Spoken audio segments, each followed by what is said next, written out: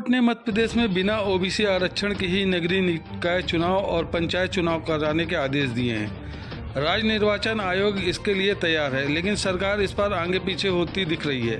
CM Shivraj Singh Chouhan review petition की बात कर रहे हैं। कांग्रेस कह रही है कि सरकार के पास रिव्यू करने का कोई ठोस आधार ही नहीं है। कोर्ट ने कहा कि राज्य निर्वाचन आयोग मध्य प्रदेश सरकार अधिसूचना जारी करे। सरकार ने 49% आबादी बताते हुए अन्य पिछड़ा वर्ग के लिए मध्य प्रदेश में 35% आरक्षण मांगा था, लेकिन रिपोर्ट तैयार करने में लापरवाही कर दी। निकायवार रिपोर्ट ही नहीं बनाई। अंततः सुप्रीम कोर्ट ने नाराजगी जताते हुए अधूरी रिपोर्ट खारिज कर दी।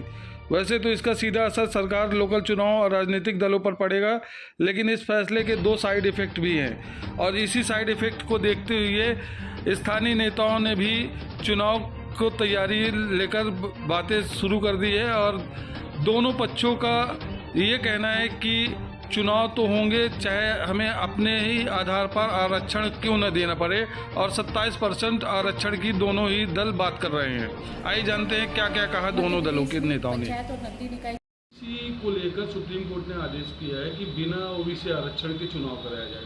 क्या तैयारियां रहेंगी सरकार की?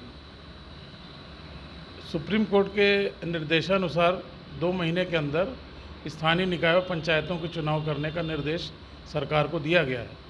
हमारी पार्टी कोर्ट के आदेशानुसार उसके अनुपालन में पूरी तरह तैयार है।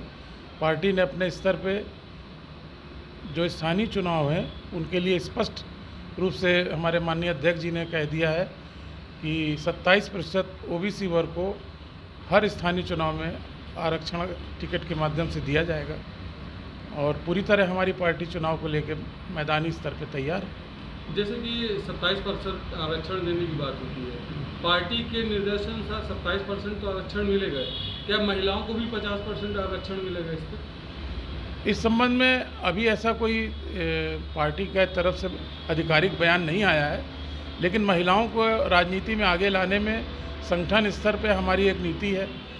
जो भी पद हैं उनके लिए आरक्षित हैं।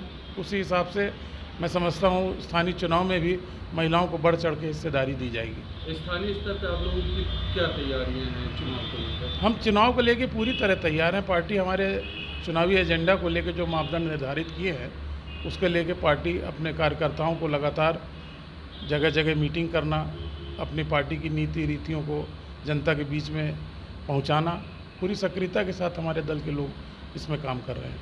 किन मुद्दों को लेकर जाएंगे आप लोग चुनाव? हमारा सबसे बड़ा मुद्दा विकास को लेके है। स्थानीय चुनाव में विकास सबसे बड़ा मुद्दा होता है।